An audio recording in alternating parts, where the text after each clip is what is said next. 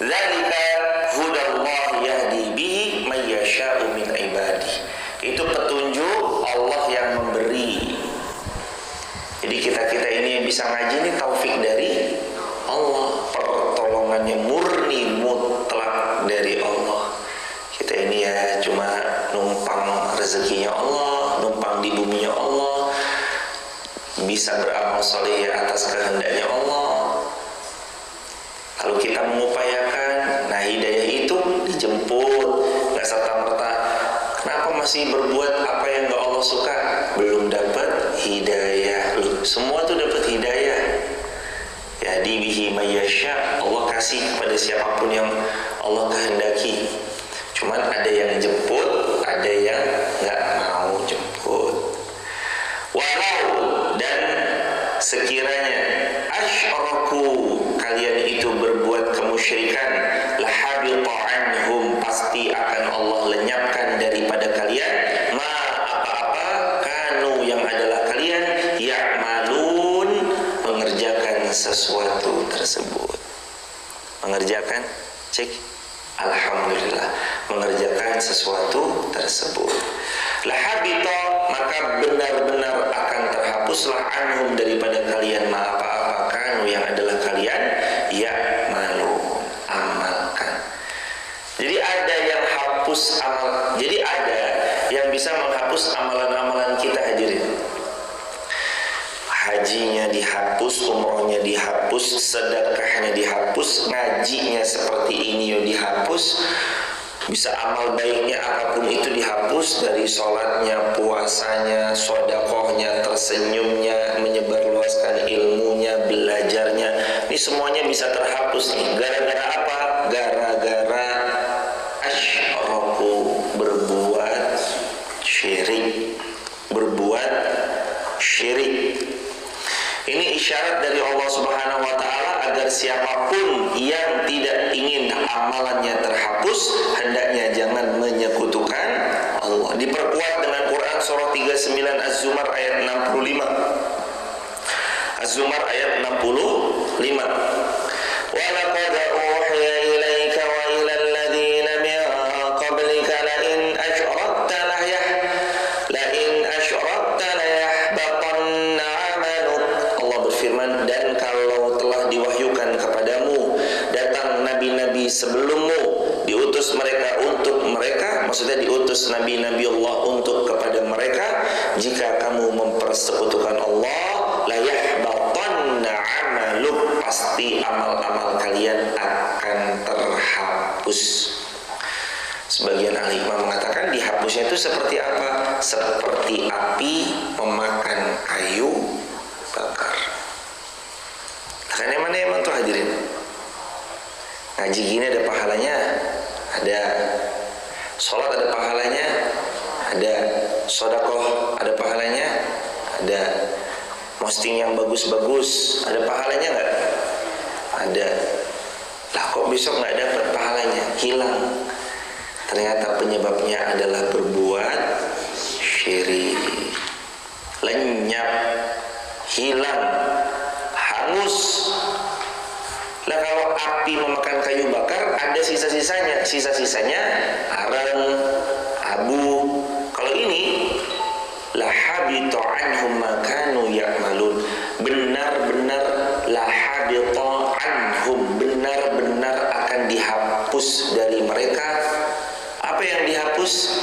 Ma kanu ya'malun, apa-apa semuanya, kanu yang adalah mereka, ya'malun, mengamalkan. Amal-amal mereka hilang, hapus. Makanya kalau ada kemusyrikan itu ya dijauhi sejauh-jauhnya, hadirin. Ada potensi-potensi kesyirikan, dijauhi sejauh-jauhnya. Ayat 89. Ulaika alladzina atainahumul kitab wal hukma wan nubuwah.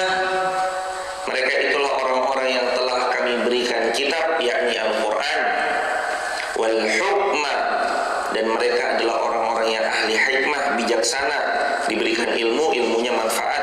Wan nubuwah, mereka itu yang diberikan oleh Allah nubuwah, risalah kenabian. Fa iyakfur biha, kalau kalian itu mengingkari daripada orang-orang yang diutus oleh Allah kepada kalian, yakni nabi-nabi dan rasul, haulai faqad, haula mereka semuanya itu nabi dan rasul, faqad maka sungguh, wakalna biha qauman laisu biha bikafirin, kami akan menyerahkan kepada kaum yang mereka tidak mengingkari nabi dan rasul. Nah, nabi rasul diutus itu diingkari, maka Allah berikan nanti orang-orang yang membersamai perjuangannya nabi dan rasul. Kalau mereka nggak mau beriman, yang lain mesti beriman. Mau itu Nabi Nuh, mau itu Nabi Musa, Isa, Ibrahim, Ilyasa, Sulaiman, Daud, bahkan Rasulullah Muhammad sallallahu alaihi wasallam, pasti jemaah. Kalau ada yang nggak beriman pada Nabi, nanti yang lain mau beriman pada baginda Rasulullah Muhammad sallallahu alaihi wasallam. Wa ma qadarullaha haqqa qadrih, ayat 890, ayat 90 dulu hadirin. Ulaika alladzina hadallah fabihudahu muqtadi, mereka itulah para nabi yang telah diberi petunjuk oleh Allah, maka ikutilah petunjuk-petunjuk mereka. Qul la as'alukum alaihi ajra, aku tidak meminta kepada kalian ajra, imbalan. Jadi memang luar biasa nih jemaah. Dakwahnya para nabi, para rasul adalah murni mengajak kepada la ilaha illallah Muhammad Rasulullah sallallahu alaihi wasallam. Dan ketika mereka berjuang, maka mereka tidak meminta imbalan kepada orang yang didakwahi oleh mereka. Qul la as'alukum alaihi ajra, kami tidak meminta kepada kalian imbalan, in huwa illa dzikra lil alamin, kecuali Al-Quran ini hendaknya kalian jadikan peringatan, karena memang Al-Quran itu tidak lain tidak bukan hanyalah peringatan untuk semesta alam. Kaidah ngajak orang dalam kebaikan adalah satu episode. Ketika kita memberitahu kepada diri kita, sebenarnya ini juga dalam watawassaw bil haqqi watawassaw bis sabr. La as'alukum alaihi ajra in huwa illa dzikra lil alamin. Karena memang Al-Quran ini untuk pengingat. Pengingat daripada siapa? Seluruh alam semesta. Juga dikatakan dalam ayat yang lain, in huwa illa dzikrul lil alamin, artinya dengan mereka menjadikan Quran sebagai panduan mereka, mereka akan menjadi sadar lalu terbimbing dari kebutaan menuju jalan yang terang benderang, dari kekeliruan menuju hidayah dan petunjuk, dari kekufuran menuju kepada keimanan. Siapa yang sebelumnya nggak ngerti apa-apa lalu berubah jadi orang yang faham, ya karena Quran. Yang tadinya bingung, ruwet hidupnya, lalu diberikan kemudahan dalam menjalaninya karena petunjuk Al-Quran. Setelah sebelumnya mumet banget hadirin, akhirnya sekarang pelan-pelan udah kelihatan hilalnya. Yang memberitahu ya Al-Quran. Barokahnya Al-Quran itu ada di situ hadirin. Barokahnya Al-Quran itu ada di situ. Ayat 91. Wa ma qadarullaha haqqa qadarihi, mereka tidak mengagungkan Allah sebagaimana mestinya ketika mereka mengatakan idh qalu ma anzalallahu ala bashar min syai' qul ma anzalal kitab alladhi jaa bihi Musa nura wa hudan linnasi taj'alunahu qaratisa tubdunaha wa tukhfuna katsira. Mereka tidak mau mengagungkan Allah sebagaimana mestinya. Allah itu yang mesti mesti harus diagungkan hadirin. Allah itu yang mesti harus dibesarkan hadirin. Mau gimana pun caranya, Allah tetap harus diagungkan, dibesarkan. Beritahu kepada orang-orang agar pelan-pelan mereka menjadi orang yang mengenal Allah. Mereka tidak mengagungkan Allah sebagaimana mestinya ketika mereka berkata, Allah tidak menurunkan sesuatu pun kepada manusia. Katakanlah, Muhammad, siapa yang menurunkan kitab Taurat yang dibawa Musa sebagai cahaya, wa hudan linnas, dan petunjuk bagi manusia? Kamu jadikan kitab itu lembaran-lembaran kertas yang bercerai-berai, disobek oleh mereka, lalu kamu memperlihatkan sebagiannya dan banyak kamu sembunyikan sebagian yang lain. Itu sifatnya Bani Israel, menampakkan sebagian kitab lalu menutup dan menyembunyikan sebagian yang lain. Kalau ada kebenaran itu hadirin, kebenaran itu yang mesti harus disampaikan. Kebenaran itu yang mesti harus disampaikan. Tapi ya lihat-lihat sikon, jangan mentang-mentang kebenaran disampaikan lalu seenaknya aja kita bicara sama orang lain. Lihat-lihat sikon, lihat-lihat juga waktunya, gimana bicaranya, siap menerima atau mungkin dalam keadaan yang lagi nggak enak. Semuanya kan juga perlu diperhatikan. Baik itu kan bukan cuma baik, tapi baik itu komposisinya adalah kebaikan, dan cara menyampaikan kebaikannya juga dengan cara yang baik. Insya Allah lebih diterima ketika kita menyampaikannya juga dengan cara yang baik. Padahal telah diajarkan kepadamu apa yang tidak diketahui baik olehmu maupun oleh nenek moyangmu. Katakanlah, Allah lah yang menurunkan, kemudian setelah itu biarkan mereka bermain-main dalam kekeliruan. Ma anzalal kitab alladzi ja'a bihi Musa. Siapa yang menurunkan kitab kepada Nabi Musa? Allah. Kitabnya apa yang Nabi Musa bawa? Taurat, yang diketahui oleh kalian dan juga oleh setiap orang, bahwa Allah menurunkan kepada Musa bin Imran itu Taurat sebagai cahaya dan petunjuk bagi manusia, agar kitab tersebut dijadikan sebagai penerang yang menyikapi berbagai persoalan pada zaman Nabi Musa alaihissalam. Tapi mereka menjadikannya kitab itu sebagai kitab yang bercerai-berai, lalu diperlihatkan sebagiannya dan kamu sembunyikan sebagian besar lainnya, yakni mereka berbondong-bondong menjadikan lembaran-lembaran itu dirobek oleh mereka, dipotong bagian yang mereka suka, dihilangkan bagian yang tidak mereka sukai, hilangkan bagian-bagian yang menurut mereka yang tidak relevan, dirubah oleh kalian, kalian takwilkan sesuai dengan hawa nafsu kalian, seraya mereka mengatakan ini berasal dari Allah, padahal itu berdasarkan hawa nafsu. Gimana tuh? Kadang-kadang tuh Bani Israel jadi pelajaran tuh jemaah. Di antaranya yakfuru nabi ba'd, yu'minu nabi ba'dil kitab wa yakfuru nabi ba'd. Mereka itu punya karakter, di antaranya beriman pada sebagian ayat tapi enggan beriman pada sebagian ayat yang lain lah. Toh kalau kita baca Quran, bacanya maunya yang senang-senang toh, yang menurut kita happy-happy aja, menurut kesesuaian kita, lalu kita tidak mau menerima ayat yang lain sebagaimana kita menerima ayat yang menyenangkan kita. Boleh jadi garapannya hidup kita itu persis seperti polanya Bani Israil, yang beriman pada sebagian, kufur kepada sebagian yang lain. Pokoknya kalau yang senang-senang, ya saya mau.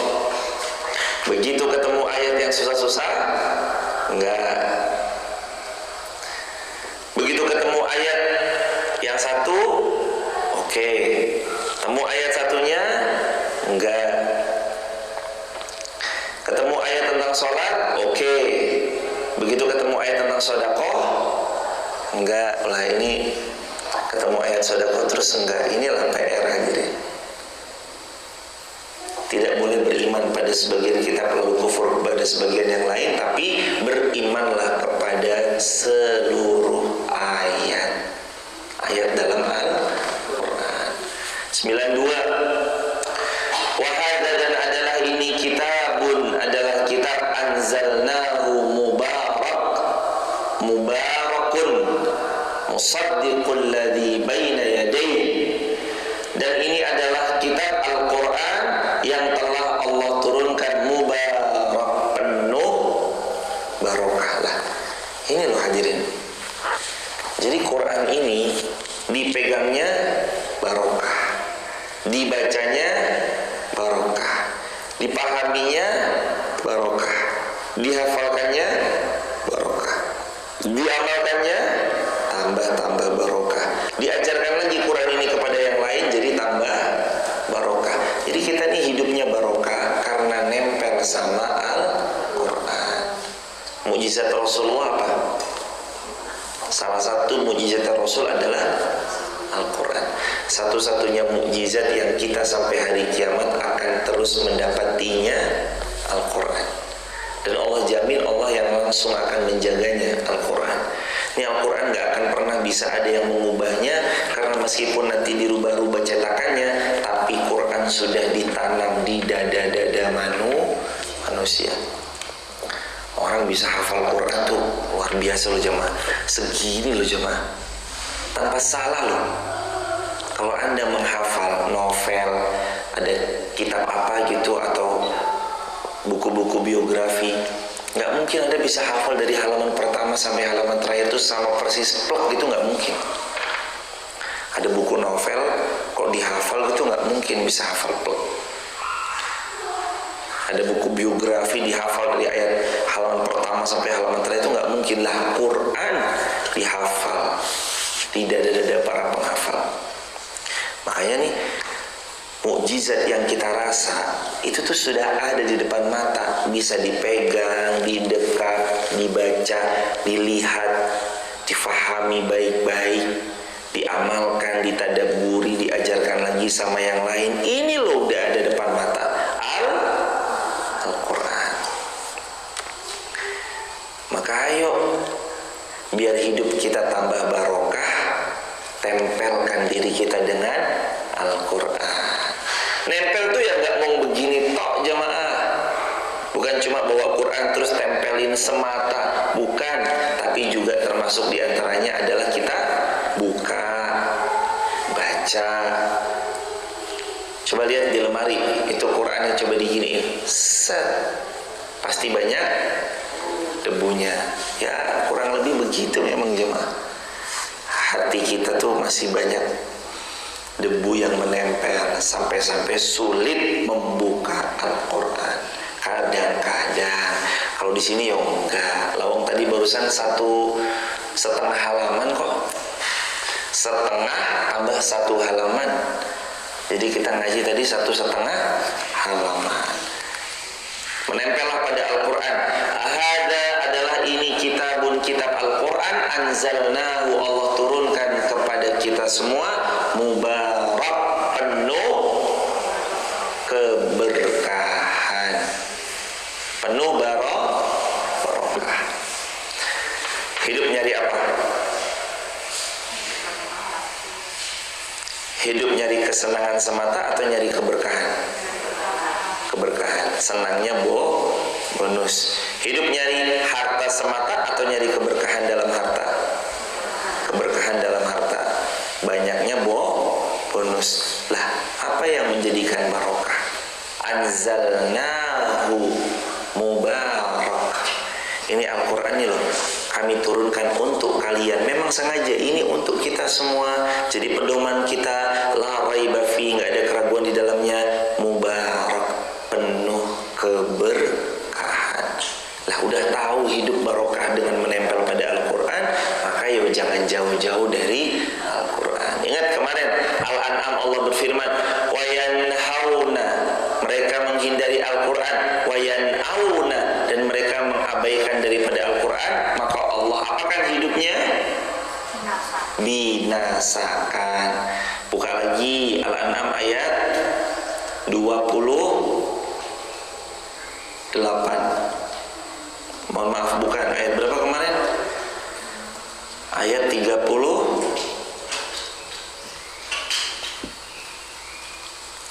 yang mereka binasa karena mereka enggan mendekat kepada Al-Quran. 26, ya 26, benar jemaah.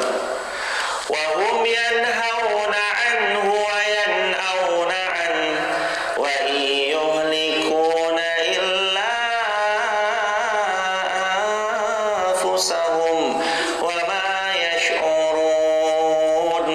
Dan mereka tidak mau mendengar Al-Quran, wa yan'auna anhu, dan mereka menjauhkan diri mereka dari Al-Quran, dan mereka hanyalah membinasakan diri mereka sendiri. Wa ma yash'urun, tapi mereka tidak sadar. Ayat 26 Al-An'am. Coba diulang di murojaah. Wa hum yanhauna anhu, mereka enggak mau mendengar Al-Quran. Wa yan'auna anhu, dan mereka menjauh dari Al-Quran. Wa yuhlikuna illa anfusahum, maka sebenarnya tidaklah binasa illa kecuali anfusahum, diri mereka sendiri. Jadi yang membuat kita hidupnya berkah, ya menempelnya kita kepada Al-Quran. Ini loh, ngajak ngobrol nih jemaah. Allah tuh lagi ngajak berbincang. Ada WA 114 pesan WA tak terjawab. Kira-kira itu orang yang nge-WA bakalan gimana responnya kalau ada WA lah kok nggak dijawab? Ya nggak seneng tuh jemaah. Bu cepet-cepet dijawab, ayo cepet-cepet dijawab. Walaupun ya kadang kita yo paham harusnya kalau orangnya sibuk, ya wajar kalau mungkin belum terbalas WA-nya karena satu dan lain hal. Tapi ini bukan tentang WA, ini tentang Al-Quran. WA aja baru bunyi, klunting, dibuka nggak? Dibuka nggak? Buka, dibaca nggak? Baca. Dibalas nggak? Balas. Al-Quran nih loh hadirin. Klunting, nantilah, besok lah. Sebentar lagi juga Ramadan. Ntar juga baca Quran lagi. Loh enggak, katanya hidupnya mau barokah. Hidupnya mau barokah ya berusahalah mendekat kepada Al-Quran, baca barokah. Ngelihat begini aja loh nih jemaah, melihat Al-Quran aja nih, membaca dalam hati, melihat Al-Quran dan lalu dibaca dalam hati saja sudah dapat keberkahannya. Apalagi dibacanya agak jahar. وَمَا قَدَرَ اللَّهَ حَقَّ قَدْرِهِ إِذْ قَالُوا مَا أَنزَلَ اللَّهُ عَلَى بَشَرٍ مِّن شَيْءٍ. Dibacanya itu dijahar. Nanti udah dipahami, hafalkan, amalkan, ajarkan. Tambah barokah hidupnya jemaah. Lanjut. Ayat yang tadi, ayat yang ke 90, belum selesai 92. Wahada kitabun, dan inilah Al-Quran, anzalnahu, kami turunkan kepada kalian, mubarak, sebagai harta kalian yang penuh barokah. Ini Quran ya aset paling barokah. Jangan jauh-jauh dari Quran. Musaddiq, dan Al-Quran ini musaddiq, yang membenarkan kitab-kitab sebelum Al-Quran. Jadi kalau ada Taurat, Injil, Zabur, dan segala macamnya suhuf Nabi Ibrahim, maka itu dinasah, dihapus dengan Al-Quran. Al-Quran inilah yang akan membenarkan kitab-kitab sebelum-sebelumnya. Alladzi baina yadayhi, membenarkan kitab-kitab yang diturunkan sebelumnya, dan agar engkau memberi peringatan kepada penduduk Ummul Qura walladzi yu'minuna walitunzira Ummul Qura wa man haulaha, dan agar kalian unzir, memberikan peringatan Ummul Qura, kepada orang-orang yang tinggal di daerah satu wilayah namanya Ummul Qura, Mekah maksudnya, wa ma haulaha, dan sekitarnya. walladzina yu'minuna bil akhirah yu'minuna bihi wa hum ala salatihim yuhafizun. Walladzina, dan adalah orang-orang yang yu'minuna, mereka beriman bil akhirah, kepada hari akhir, yu'minuna bihi, mereka pasti juga akan beriman kepada Al-Qur'an, wa hum, dan adalah mereka ala, atas salatihim, salat mereka, yuhafizun, pasti terjaga. Nah, ya hadirin ya, kalau mau lihat seseorang, lihat salatnya. Kalau mau tahu lihat seseorang itu baik atau belum baik, lihat dari bagaimana cara dia menjaga sholat. Walau orang ini belum baik sekalipun, tapi kalau menjaga sholatnya, pelan-pelan Allah yang memperbaiki hidupnya. Orang jahatnya kayak apa, nakalnya kayak apa, tapi kalau dia menjaga sholatnya, Allah akan memperbaiki hidupnya. Hidupnya tidak akan binasa. Berawal dari memperbaiki sholat.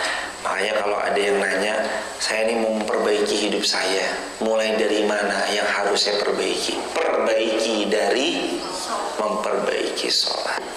Mulailah memperbaiki hidup itu dari memperbaiki sholat.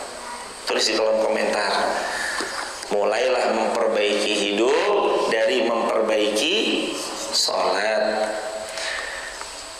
Walladzina yu'minun, karena orang-orang beriman bil akhirah, tentang hari akhir, yu'minuna bihi, yang mereka juga beriman kepada Al-Quran, wahum, dan sifat-sifat mereka semua biasanya ala sholatihim yuhafizun, terhadap sholatnya mereka menjaga. Pokoknya mah lagi sibuk ya tetap sholat, lagi banyak gawean ya tetap sholat, lagi sakit ya tetap sholat.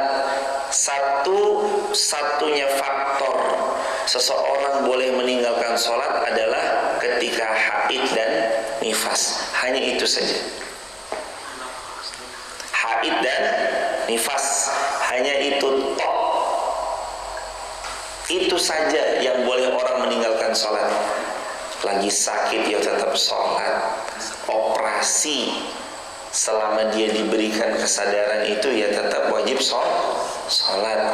Bisa dia sholatnya di jamak, boleh, uzur syar'i. Kalau memang dia misalkan operasinya ba'da maghrib, dibius takutnya tidur lama, bangun-bangun tahu-tahu misalkan besok zuhur, maka silakan dia sholat di jamak qasar takdim atau sholat jamak takdim, maghrib dengan isya. Udah di jamak, lakukan operasi, minta tolong sama Allah, insya Allah jadi keberkahan biidznillah. Ciri-cirinya yang beriman, wahum, adalah mereka ala sholatihim, terhadap sholatnya, yuhafizun,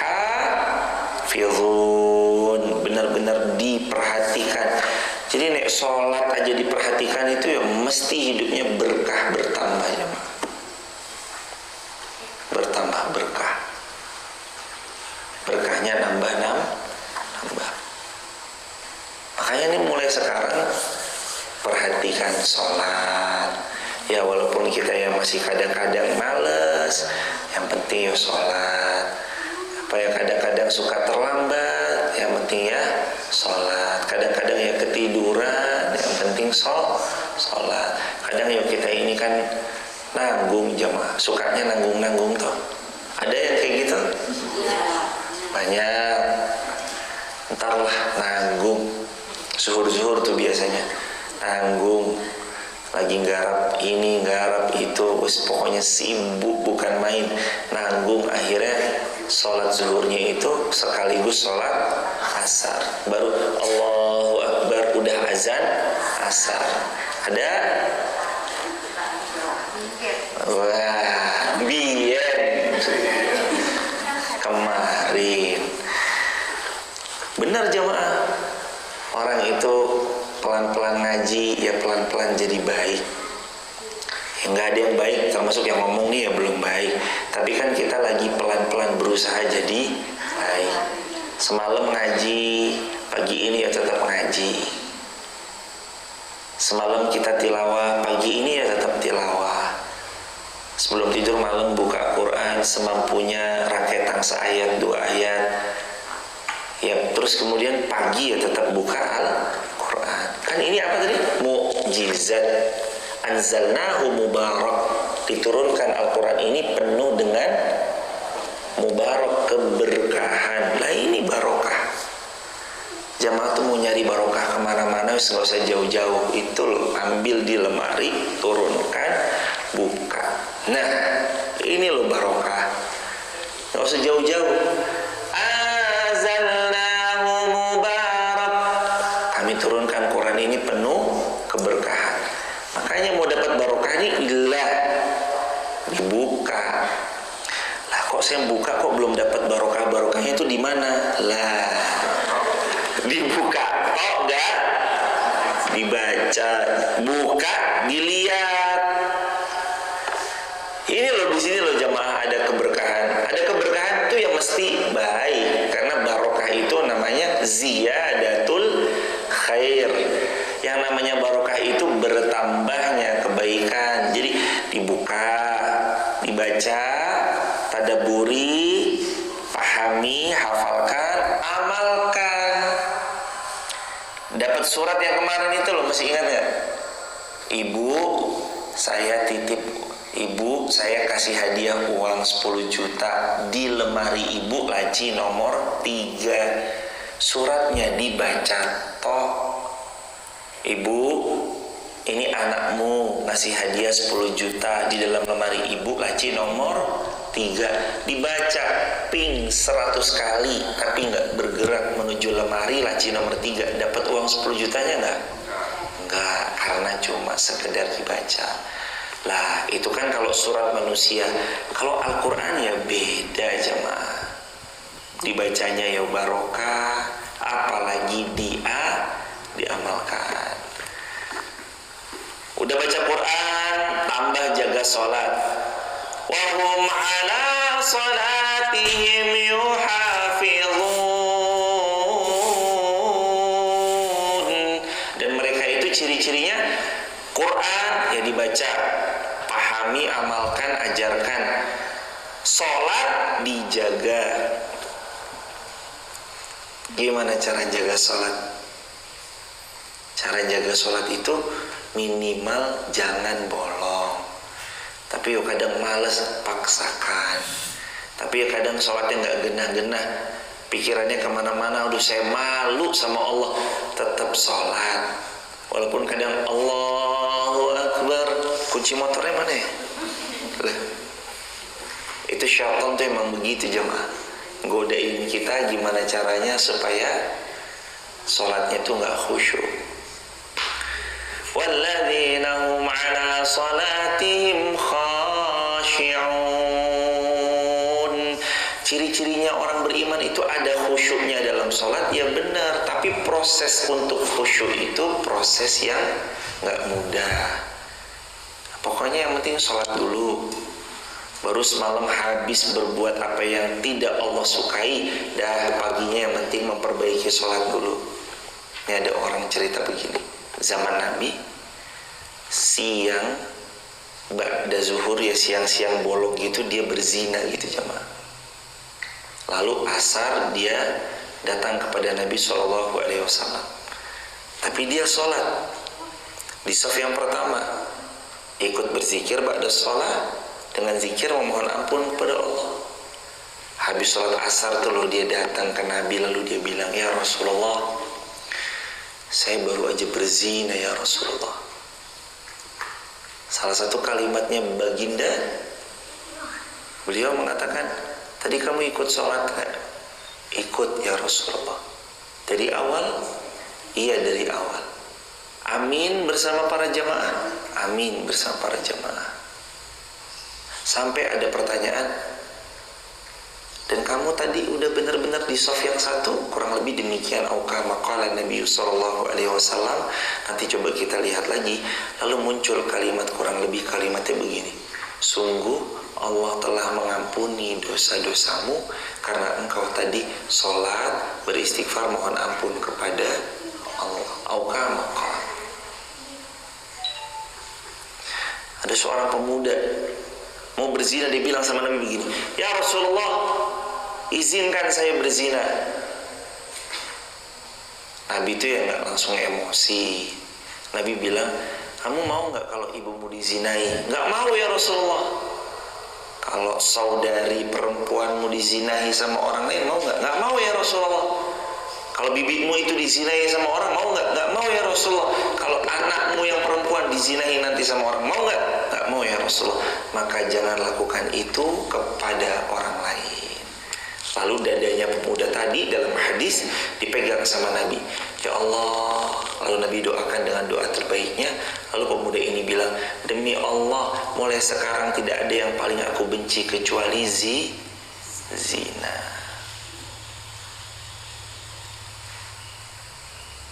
Lalu dia mulai memperbaiki sholat, Allah perbaiki hidupnya. Walaupun kemarin ada yang mungkin terjerumus ke zina, ke riba, lalu ke tempat-tempat yang lain gitu misalkan, dan ke perkara-perkara yang jatuhnya adalah perkara-perkara yang dosa, maka cara memperbaikinya ya wahum ala sholatihim yuhafizun. Mulailah dari memperbaiki sholat, mesti baik jemaah. Kalau kita memperbagus sholat ini mesti Allah perbagus hidup kita. Gak ada orang sholat terus kemudian dibuat nelangsa sengsara sama Allah. Lawang dianya aja sudah selalu dibersamai Allah kok. Beliaunya ini sudah dibersamai Allah. Jadi kalau misalkan beliau menunaikan sholat, terjaga hubungannya sama Allah, Allah yang jaga dia. Jaga sholat, jangan sampai meninggalkan sholat. Ayat 93, "Waman, dan siapakah azlamu yang lebih zalim mimman iftara 'alallahi kadziba, daripada orang-orang yang sengaja mengada-adakan atas nama Allah kadziba, perbuatan-perbuatan dusta." Enggak boleh berbohong atas nama Allah, berbohong atas nama Rasulullah. Nggak sama kata Nabi SAW, karena kalian kalau berdusta membawa nama Allah dan Rasulnya tidak sama dengan kalian berdusta membawa nama selain itu. Kata Nabi, berdusta atas namaku tidak sama dengan berdusta atas nama selain aku. Kata Nabi. Bahkan kata Nabi, "Man kadzdzaba 'alayya muta'ammidan falyatabawwa maq'adahu minan nar." Barang siapa yang dia berbohong bawa namanya Rasulullah, berarti dia telah falyatabawwa maq'adahu minan nar, telah memboking kursi di nerakanya Allah. Nauzubillah, gara-gara bohong bawa nama Rasul. Jangan bohong, apalagi bawa nama Rasul. Demi Allah, wah, ternyata bohong. Tahun demi Allah. Memang dalam Islam hanya bolehnya bersumpah bawa nama Allah jemaah. Ini yang penting. Kalau misalkan seseorang itu mau bicara, memang itu sabda Nabi, sampaikan sabda Nabi. Jangan sampai kita bilang itu ternyata pepatah, tapi kita atasnamakan baginda Rasulullah Muhammad SAW. Karena berdusta atas nama Nabi tidak sama berdusta dengan diri sendiri atau dengan nama orang lain. Aw qala uhiya ilayya wa lam yuha ilayhi syai'. Atau ada yang berkata telah diwahyukan kepadaku padahal tidak diwahyukan kepadanya sesuatu pun. Ngaku-ngaku dapat wahyu padahal la nabiyya ba'di, kata Nabi Muhammad, tidak ada nabi sesudah aku. Gak ada nabi sudah Nabi Muhammad SAW, tapi dia ngaku-ngaku sebagai nabi.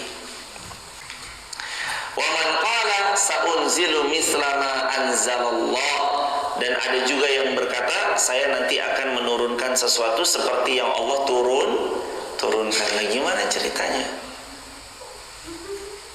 Dia bilang dia bisa menurunkan sesuatu seperti Allah turunkan.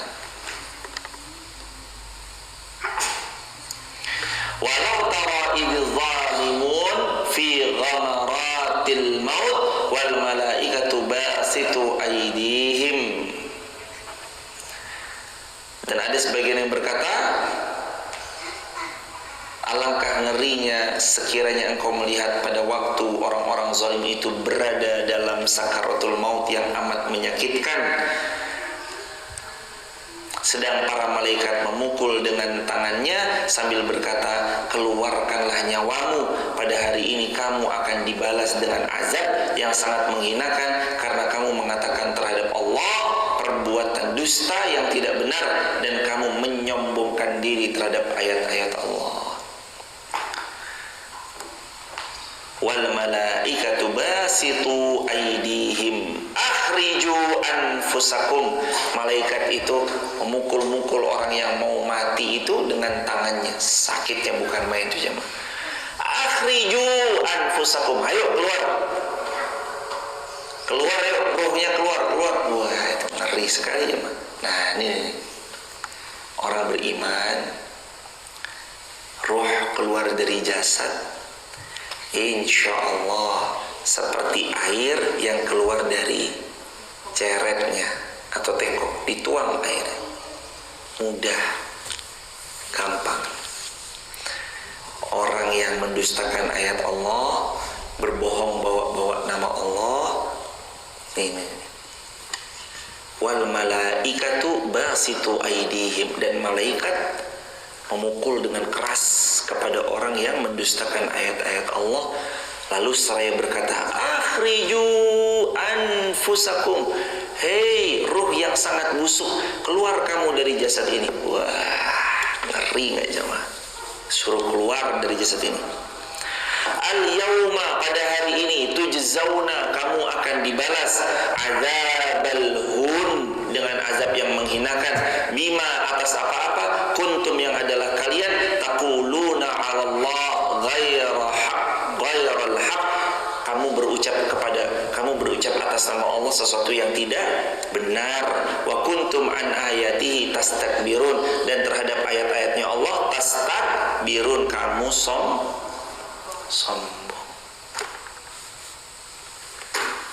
Kalau orang beriman keluarnya nyawa kurang lebih seperti air dituang dari ceretnya, dari tekonya.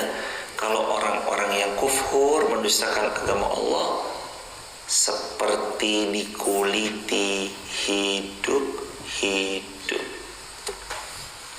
seperti hewan yang dikuliti hidup-hidup, pedih, gara-gara berdusta atas nama Allah, lalu dia berbohong. Makanya jangan sembarangan ngomong demi Allah ternyata bohong. Sudah sholat belum? Demi Allah sudah sholat, padahal belum sholat. Gak boleh bohong bawa-bawa nama demi Allah, jangan. Kalau belum bilang belum, sudah ya bilang sudah. Jangan nyontek ya anak-anak. Nih yang lagi pada UTS ujian, nih SD juga lagi pada UAS, ujian akhir semester. Jangan nyontek. Nah, terus ibu gurunya nanya, kamu nyontek gak? Demi Allah bu guru, enggak. Wah, padahal dia berbohong, tapi dia bawa nama Allah. Nah, ini ngeri sekali, peringatannya ngeri sekali jemaah. Terakhir, walaqad ji'tumuna furada kama khalaqnakum awwala marrah, dan kamu benar-benar datang sendiri-sendiri kepada kami sebagaimana kami ciptakan kamu kepada awal mula penciptaannya.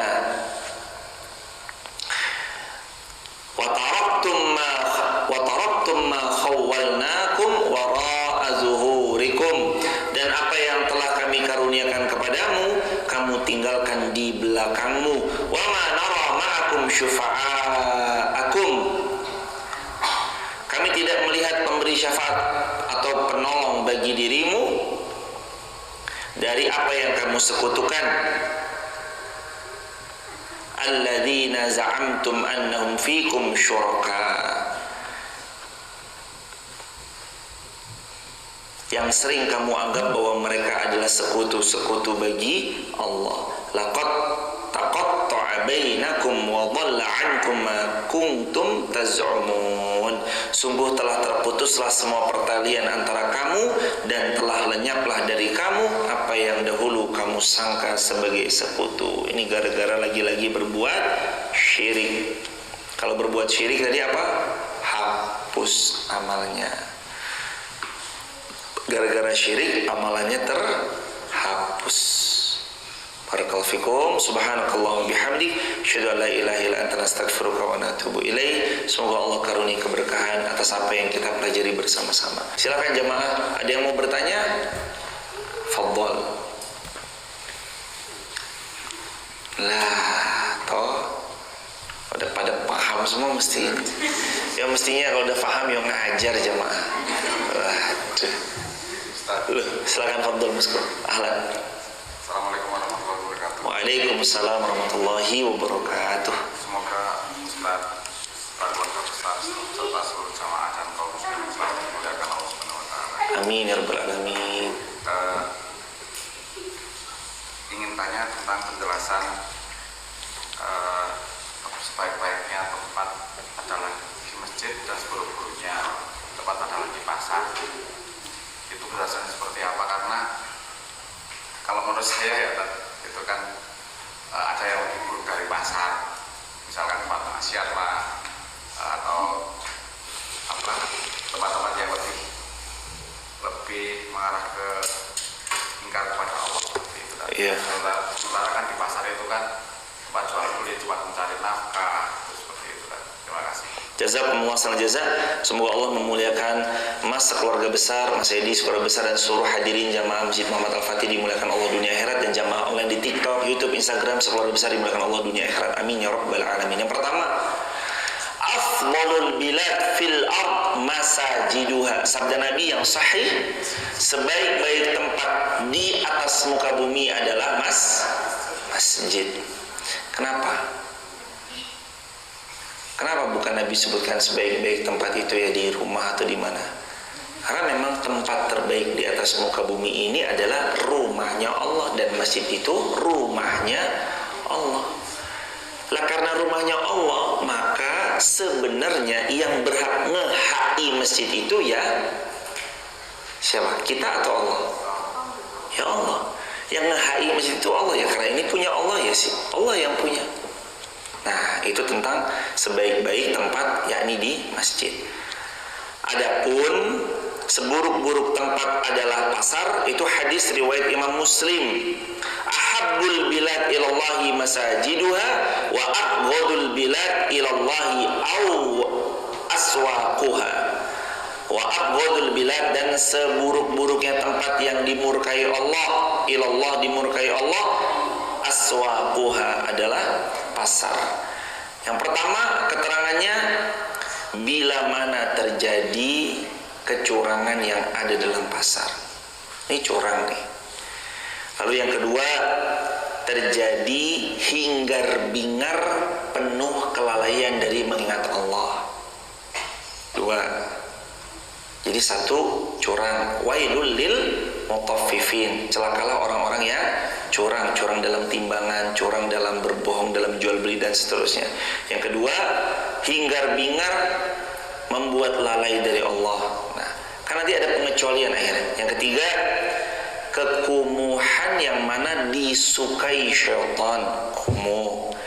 Lantar ini pengecualian, berarti kalau nggak melalaikan dari mengingat Allah, kalau nggak ada kecurangan, kalau tidak kumuh dan seterusnya, itu bisa menjadi tempat yang tergantung tadi gimana posisi di tempat itu.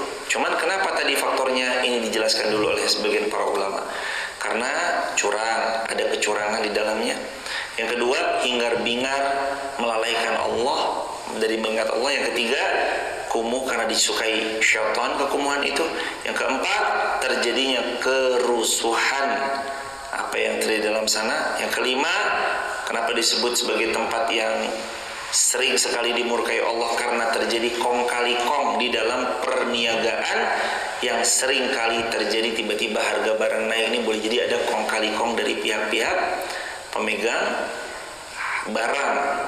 Yang keenam, terjadi juga biasanya ada tempat yang di situ bisa entah berjudi, entah transaksi-transaksi yang Allah tidak sukai. Nah, itu sebab-sebab di antaranya. Kenapa kok Allah Subhanahu wa taala sampai-sampai dalam hadis riwayat Imam Muslim disebutkan Nabi, wa ghadul bilad, tempat yang dimurkai Allah adalah aswaquha, pasar. Jika bila mana tadi terjadi. Nah, sekarang illa pengecualian. Pengecualiannya apa? Lah kalau sekarang pasarnya itu dekat. Sekarang jamaah pergi ke pasar dulu, pergi ke pasar. Nah sekarang tuh ke pasar enggak loh jamaah. Begini loh. Pak, tolong nanti belikan ini. Atau sekarang lebih gampang lagi. Order ini. Datang sampai depan rumah jemaah. Makanya ciri-ciri hari kiamat itu kata Nabi SAW, pasar akan semakin berdekatan. Itu ya bukan cuma sekedar ini 100 meter pasar lagi, 100 meter pasar lagi. Bukan cuma itu aja. Pasar berdekatan itu bahkan pasar bisa diakses lewat HP. Tolong kirim ini ke rumah, datang. Dulu bisa nggak?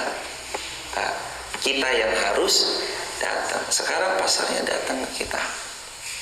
Nah, transaksi, makanya kalau mau nanti transaksinya berkah, karenanya Umar bin Khattab pernah bilang, nggak boleh jualan di pasar Madinah orang yang nggak paham fikih muamalah, nggak boleh dagang.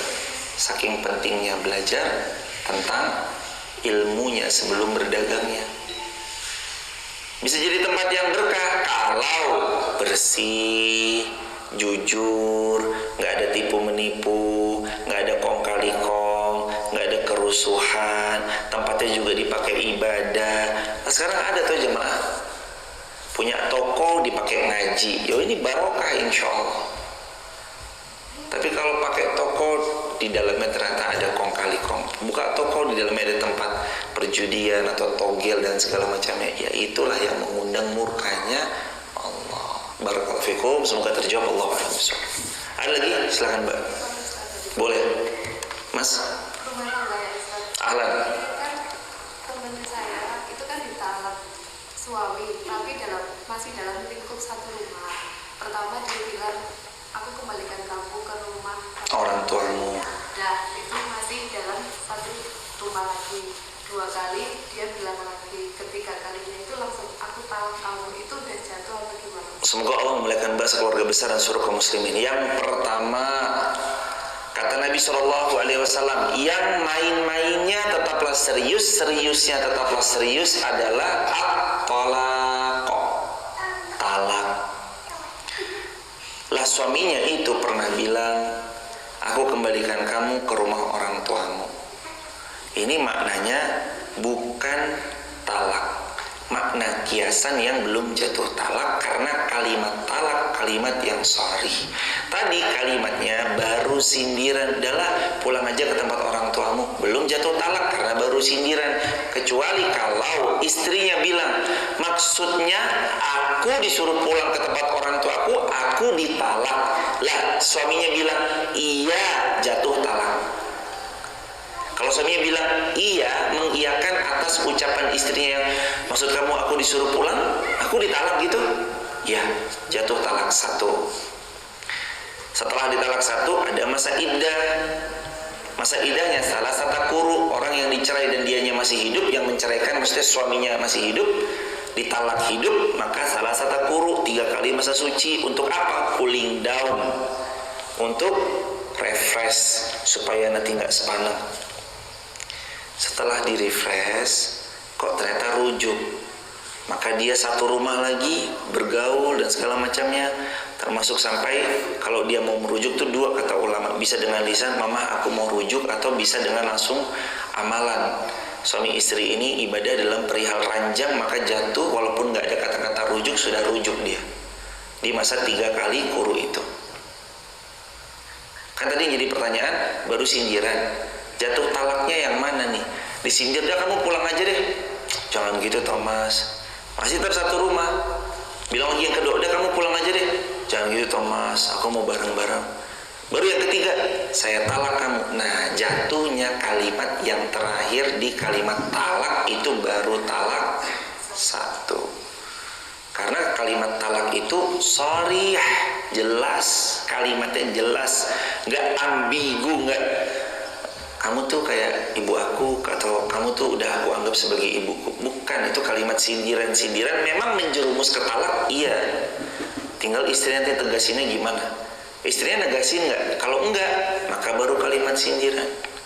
Udahlah kamu pulang aja, itu baru sindiran, belum jatuh talak. Kapan jatuh talak? Kalimatnya tolak tuki, saya talak kamu, saya cerai kamu. Atau dalam bahasa lain yang semisal maksudnya dengan perceraian. Contoh, tak pegat kowe dalam bahasa Jawa, jatuh talak. Contoh, bahasa yang lain, pokoknya intinya tentang perceraian dan kalimatnya jelas, jatuh talak satu.